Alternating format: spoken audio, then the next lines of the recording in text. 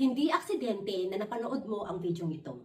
Bago ko i-record ang video ito, nag-pray muna ako, tinanong ko si Lord, Lord, ano po ang mensahe niyo po sa amin? Gamitin niyo po yung bibig ko para ipaalam kung ano yung mensahe mo po para sa amin. O kung sino man po sa mga kapatid ko ang may pangangailangan ng mensaheng ito, ay nawa itong topic na to ang mai-record ko at mai-share ko sa kapwa ko. Dahil naniniwala ako, friends, God is the spirit of wisdom. Pero dahil spirit siya, we need this human existence, itong body natin, tayong lahat, para i-embody. Tayo yung human or physical representation ni God, ng wisdom niya. So ito na nga pinaisip sa akin, paano kung ikaw ay humaharap sa isang major decision sa buhay mo? Friends, alam mo ba na bawat decision natin, ito ang mag-shape ng future natin, ng destiny natin. Kasi, halimbawa, ikaw ay nahaharap sa 200. Hindi mo alam kung kanan o kaliwa ang pipiliin mo. Kapag itong kanan ang pinili mo, merong consequence. Yun ang mag-shape ng future mo, ng buhay mo. Kapag itong kaliwa, ganun din, may consequence din. Yun din ang mag-shape ng future mo. Walang nakakaalam ng future. Hindi natin sigurado kung ano ang magiging resulta sa hinaharap. Kaya nga, tayo ay nahihirapang magdesisyon. I hope na makatulong sa iyo ang video ito, ang mensaheng ito. Kapag tayo nga ay kailangan magdesisyon, halimbawa kung sa mga anak mo anong kurso ang kukunin niya, or kung kailangan mo na bang mag-resign sa trabaho, or kung kailangan mo na bang sagutin itong nanliligaw sa'yo, o kailangan ka na bang makipaghiwalay sa asawa mo, o kailangan ka na bang magpalit ng trabaho, mag-apply sa ibang kumpanya, or kailangan mo bang pasukin itong negosyong to. Ano man, friends, ang kinakaharap mo sa buhay mo at this moment na kailangan mo magkaroon ng major decision, alam mo ba kung ano dapat mong gawin? Wala kang dapat gawin.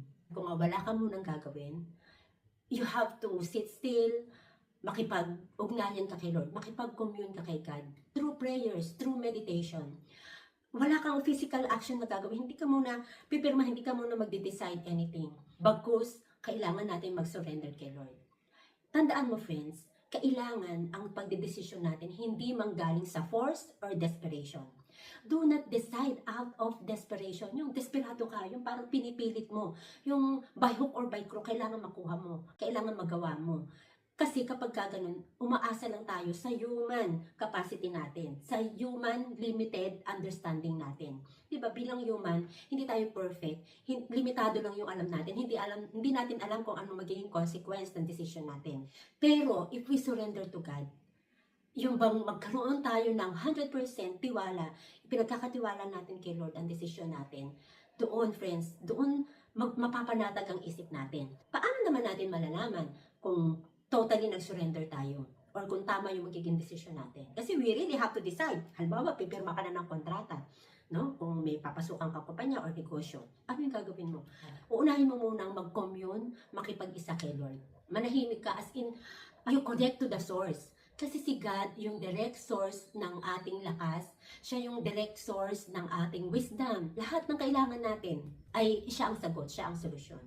So, sa pagdadasal natin, friends, doon mo malalaman, doon kasasagutin ni Lord.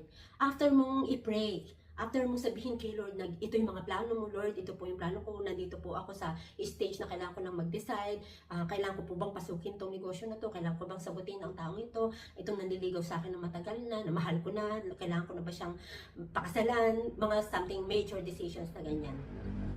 Allot time to be quiet and listen. Prayer, friends, hindi lang puro tayo yung nagsasalita. Lord, ito. Lord, number 1, number 2, number 3, number 4, ito po yung mga plano ko, ganyan. Kailangan, friends, magkaroon din tayo ng time to listen. Sabi natin, Lord, I am open, I am receptive, and I am listening. Lord, I trust you, I surrender everything to you, and I'm very much open and willing to listen. Yan. And makinig ka ng taimtim kay Lord. At doon makakaramdam ka. Sometimes it's instant answer, friends. Habang natahimik ka, biglang mayroong magpa-pop up sa yung idea. At pagka naisip mo yung idea na yun, makakaramdam ka ng peace. Kapag ka nakaramdam ka ng peace, friends, yun yung message na galing kay Lord. Basta anything na pag-decide mo out from peace, yung may kapayapaan ka, may parang panatag ka na you surrender everything to God kahit anumang mangyari, pumalpak o hindi ang desisyon na to, yung peace, ay panalo yun, friends. Panalo yun. Kasi kung matalo ka man, kung mali man yung maging desisyon mo, akala mo lang mali yun. Sa human understanding mo mali yun. Pero yun ang perfect, yun ang best decision na gagawin mo, lalo na kung galing kay Lord yung mensahe na yun. Kasi pwedeng nire-redirect ka lang.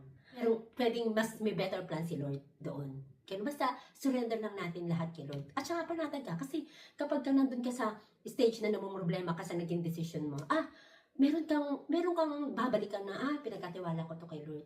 I trust God. He's working on this plan. He's working on this decision. Ganon. Yun yung mensahe na parang na pinaisip sa akin na sabihin ko at i-share sa'yo. Tandaan mo, do not decide out from desperation and fear or force, pagkos kailangan ang desisyon natin manggaling from peace, from flow.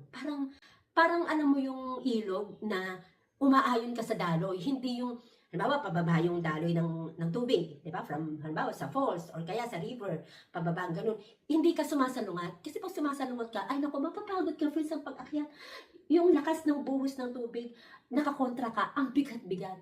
Pero friends, kapag ka you go with the flow sa tubig, oh my God, ang peaceful. Meron mga konting bumps sa side to side, mga bato-bato, ganyan. Pero, ang bilis lang. Parang supported ka. Divinely supported ka. Meron kang kapayapaan na alam mong you're in the right track.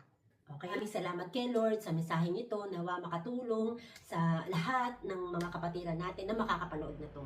Ay, tandaan mo friends, hindi aksidente na napanood mo ang video ito. Merong divine orchestration, divine working si Lord para ma-reach ka ng video ito, ng mensaheng ito. God bless you friend and good luck. Samahan ka ni Lord, i-bless and i-prosper ka ni Lord sa buhay mo.